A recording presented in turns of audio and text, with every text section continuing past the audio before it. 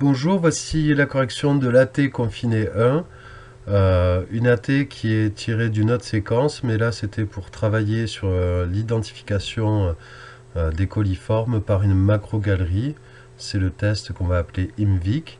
Et donc le but c'est vraiment la démarche d'identification bactérienne dichotomique et au point de vue pratique, les techniques de microscopie et les techniques d'ensemencement de milieux d'orientation.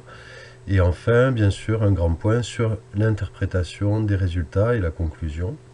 Donc le contexte est le suivant, en fait on travaille sur la microflore du comté et on a dénombré dans le lait cru qui est utilisé pas mal de coliformes, donc de bactéries qui pourraient être issues, on va dire, de la flore intestinale de la vache.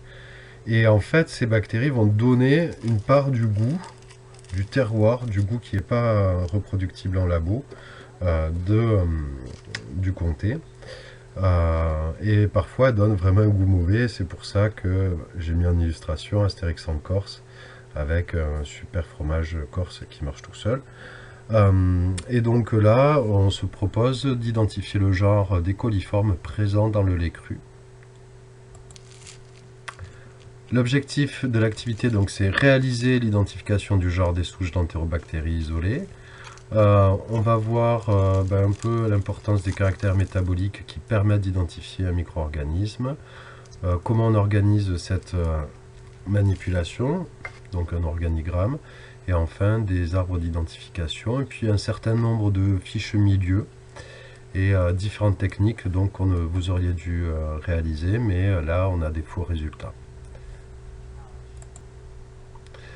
Alors en réflexion préliminaire, en fait, on utilise beaucoup les voies métaboliques employées par les bactéries pour les identifier, pour orienter leur identification.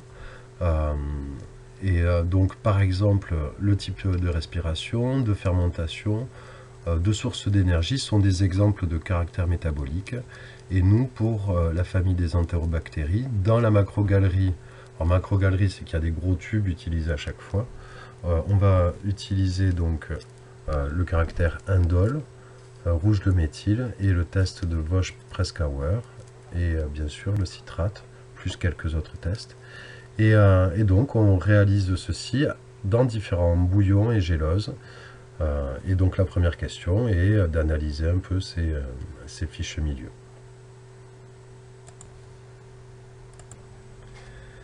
Alors voici la première fiche, la gélose inclinée à Schnack-Igler, dont j'ai oublié de mettre les résultats, donc on ne pourra pas l'utiliser pour l'identification, mais on va la voir rapidement. Donc elle sert à l'identification rapide des bacilles gram-mouais, et on va pouvoir accéder à pas mal de caractères, notamment l'utilisation du glucose et du lactose, et leur voie de dégradation. On va voir si elles produisent du gaz et si elles peuvent produire du sulfure d'hydrogène. Donc je ne rentre pas dans les détails ici. Le rôle des constituants. Donc peptone, source d'azote, carbone, phosphore, soufre et bien sûr de l'énergie. L'extrait de viande et de levure, la même chose, plus des facteurs de croissance. Glucose et lactose, donc les deux glucides présents, c'est source de carbone et d'énergie. À noter que le glucose est 10 fois moins concentré que le lactose. Il sera plus vite consommé et consommé en premier. Rouge de phénol, un indicateur coloré de pH qui va permettre de révéler la fermentation ou non de ces sucres.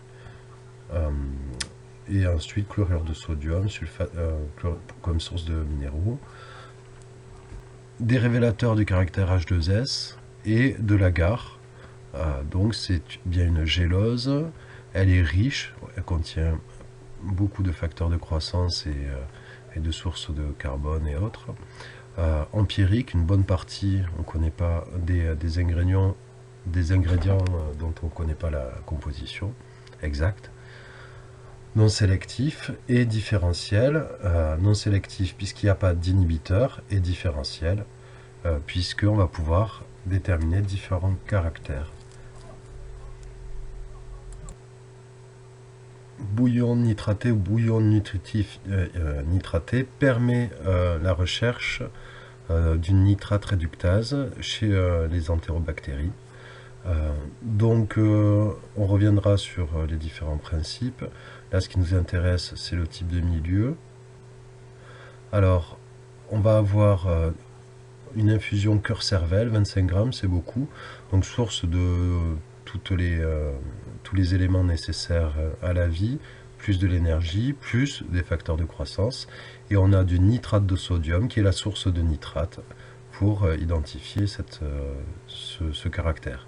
Donc c'est un bouillon empirique, on ne connaît pas exactement sa composition, non sélectif et différentiel, puisque on va pouvoir, après rajout de réactifs, révéler la présence ou non d'une respiration nitrate.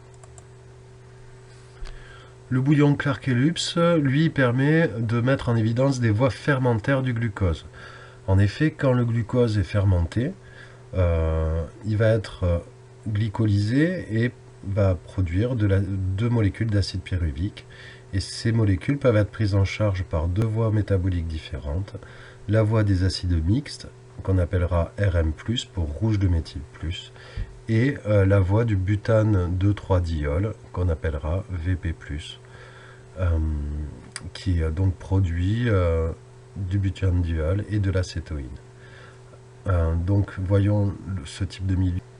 Il s'agit donc d'un milieu qui est composé de peptones, source, comme vous le voyez, le glucose, source de carbone et d'énergie, et c'est un bouillon empirique, non sélectif et différentiel, et une fois encore après ajout de réactifs, et on verra qu'on va devoir séparer ce bouillon en deux pour faire deux tests distincts. L'eau peptonée hexaptodendol, alors c'est de l'eau peptonée, alors vous voyez, hein, peptone plus chlorure de sodium, hein, c'est tout, et de l'eau.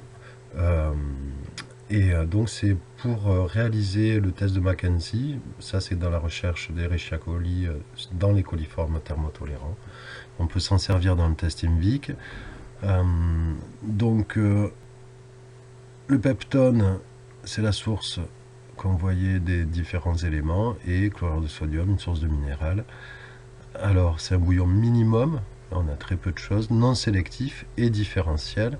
Après ajout de réactifs, on verra qu'on va rajouter un réactif, le réactif de Kovacs, pour révéler le caractère indole plus ou tryptophanase plus. Le milieu citrate de ciment, je vais aller assez vite. En fait, c'est la seule source de carbone dans ce milieu. Et les autres constituants sont connus de manière précise. Donc c'est bien une gélose minimale, synthétique, non sélective et différentielle. On va pouvoir distinguer, grâce au bleu de bromothymol, une acidification due à l'utilisation du citrate, une alcalinisation suite à l'utilisation du citrate de ciment par les cellules.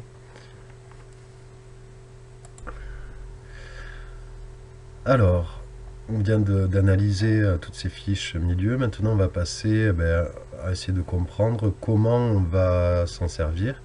Alors déjà, il y a quelques petits rappels à faire à propos de ces caractères métaboliques qui permettent d'identifier un micro-organisme.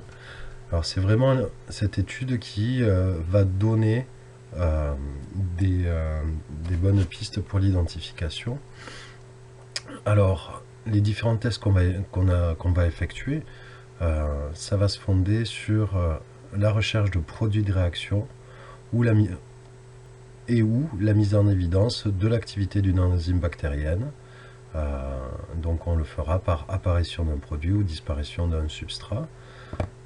Donc, petit rappel, métabolisme, c'est l'ensemble des réactions qu'il y a dans une cellule et dans un organisme. C'est l'ensemble des réactions de catabolisme, de dégradation, et l'ensemble des réactions d'anabolisme, de création de matière. Donc par exemple, les nutriments vont être dégradés, cela va permettre à la cellule de tirer l'énergie de ces nutriments, et cette énergie va être utilisée pour, à partir de molécules simples, fabriquer des constituants cellulaires. Et à chaque fois, on va avoir une production de déchets, de produits de dégradation.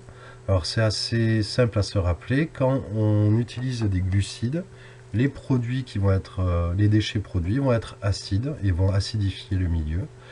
Pour les protides, le plus souvent, on a une alcalinisation du milieu.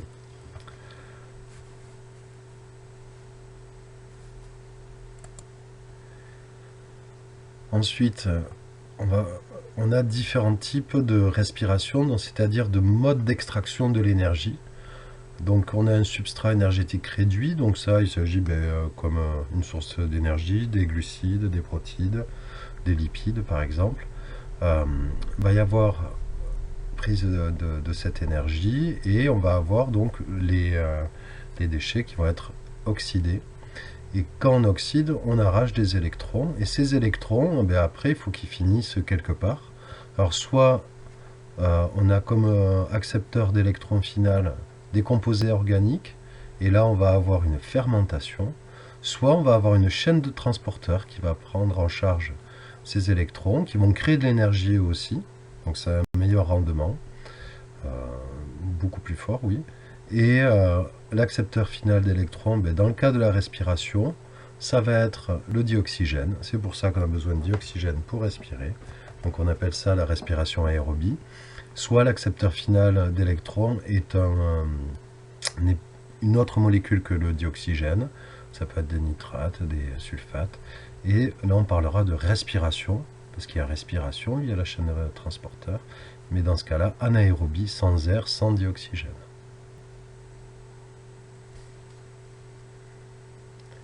Alors voici le diagramme qui était à compléter. Donc on a réalisé préalablement un isolement sur gélose, sélective ou non, différentielle ou non. Ici c'était une gélose ordinaire, nutritive ordinaire. Ensuite on réalise à partir de cela une suspension. Et on va réaliser différents examens. Alors on va vérifier la pureté de la souche et son exigence. Réaliser des observations microscopiques, les tests d'orientation rapide de la famille, et enfin le fameux test IMVIC avec différents tests. Alors voici le remplissage, vous pouvez mettre sur pause pour corriger ce que vous aviez indiqué. En réalisation pratique, il y avait un ensemble, c'était un gros TP, pas mal de choses à analyser et à réaliser. Donc je vous laisse les lire.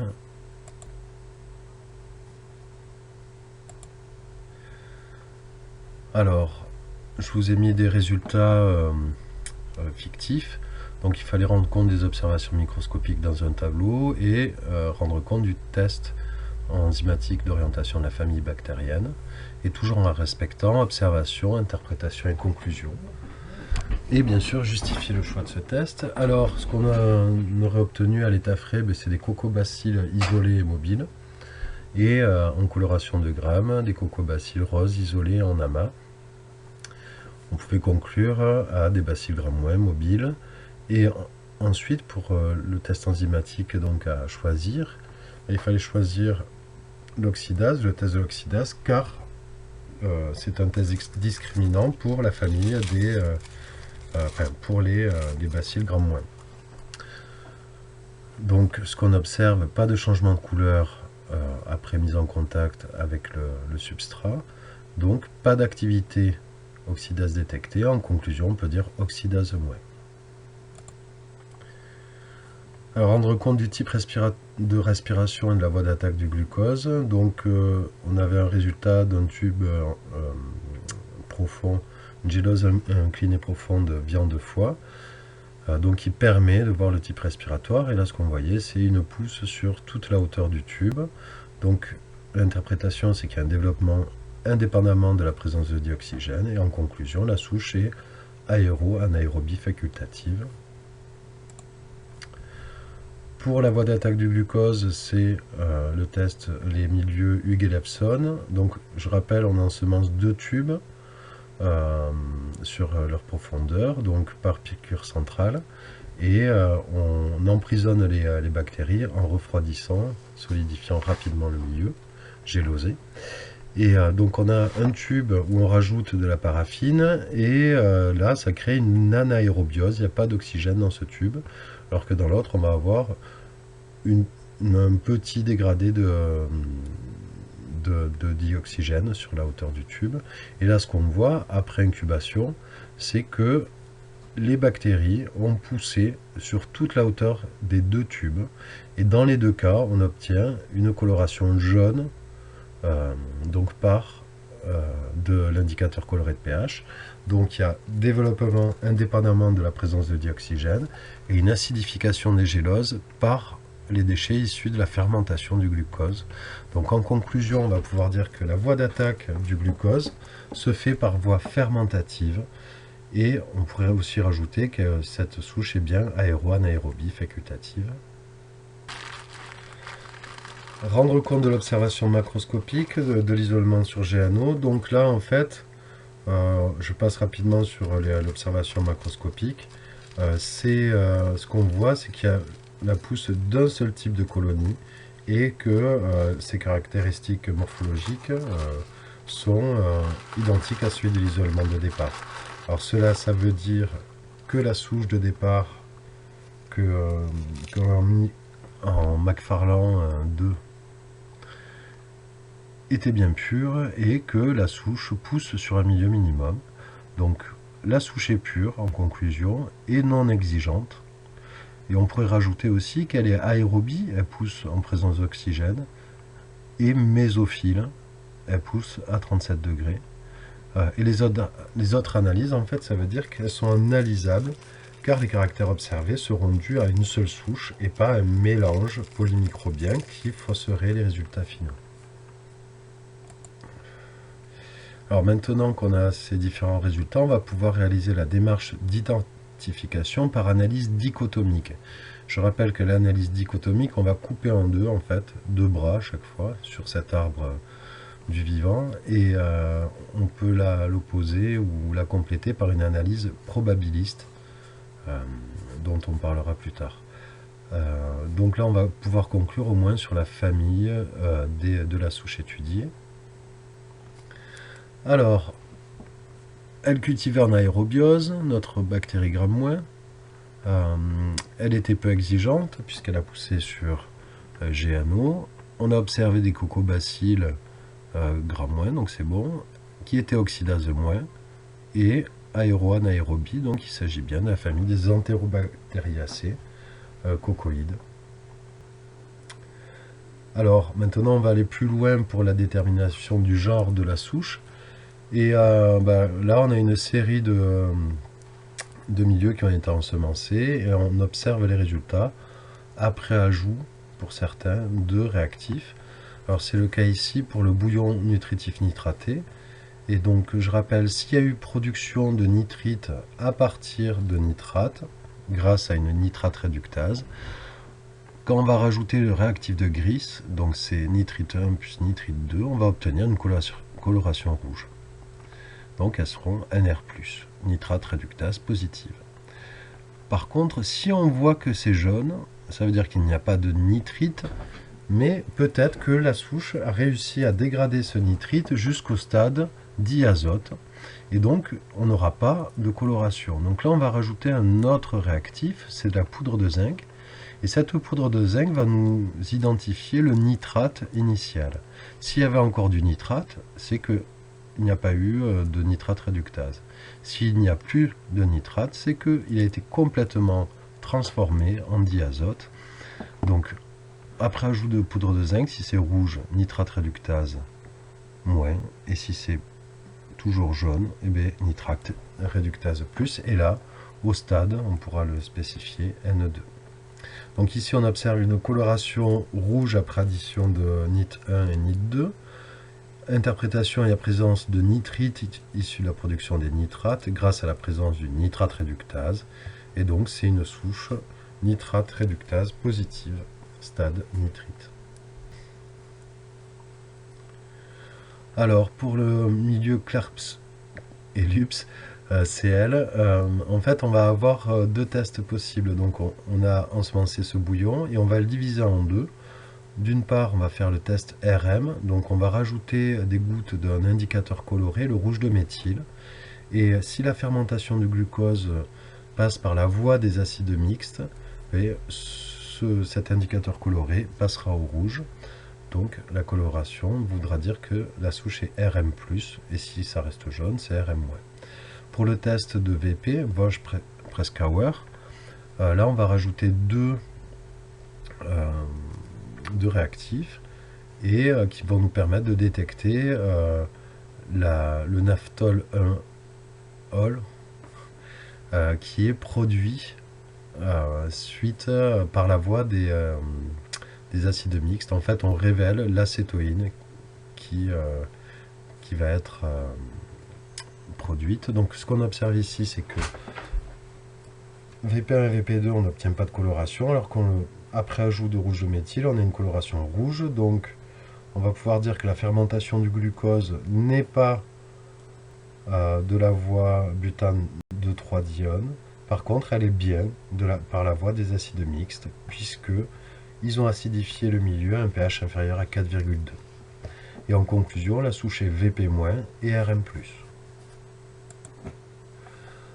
Pour l'eau peptonée exempte d'indole, donc on va avoir le caractère indole, qui traduit la présence d'une tryptophanase. Alors cette tryptophanase va dégrader un acide aminé, le tryptophane, en indole plus pyruvate plus ammonium. Et là, ce qu'on va révéler, c'est la production de l'indole par un réactif de Kovacs, donc assez plus ou moins complexe. Et là, on aura un complexe rouge dû à la présence de la réaction, à la présence d'indole. Donc ici, on observe, après ajout de réactif de Kovacs, une réaction rouge, donc il y a présence d'indole. Le tryptophane a été hydrolysé, la souche est indole+. Pour le citrate de Simons, donc ce qu'on observe, c'est qu'il n'y a pas de changement de couleur et pas de pousse. Donc la bactérie n'a pas pu utiliser le citrate comme source de carbone parce qu'elle ne possède pas une citrate perméase qui lui permet de pomper ce citrate. Donc on va la considérer comme citrate de Simons négative. Donc il y avait ce tableau à remplir. Finalement, je vous l'ai rempli petit à petit entre observation et interprétation, à part la génose Schnack-Igler. Donc on a cet ensemble de conclusions, donc de caractères, et qu'on va pouvoir utiliser, exploiter pour identifier au moins le genre de la bactérie. Et c'est ce qu'on a ici. Donc premièrement, donc ici on voit ce petit tableau de résultats pour le test IMVIC avec différents types de souches types de bactéries. Ce qu'on voit déjà, c'est qu'elles ont des caractères communs, elles sont toutes des bacilligrammes-, oxydase- non exigeantes, et lactose+, glucose+. Ce qui va les différencier va nous permettre de orienter leur identification. Alors si on reporte nos différents résultats des différents tests, notre bactérie était H2S-, donc ce n'est pas Citrobacter. Elle était indole positive, alors là ça va assez vite, hein, mais on voit que les Klebsiella, Enterobacter ou Citrobacter sont négatives, donc on peut les exclure. RM positive, on exclut encore. Donc on voit que la seule qui colle parfaitement à nos résultats, c'est Escherichia coli. Donc ça correspond à cette bactérie qu'on recherchait. Alors plus précisément, ça correspond au caractère de la souche type d'Escherichia coli. Il faudrait faire d'autres analyses pour aller un peu plus loin. Et donc le genre, puisque c'était la question posée, serait donc Escherichia. Merci pour votre écoute et bon courage en cette période de confinement.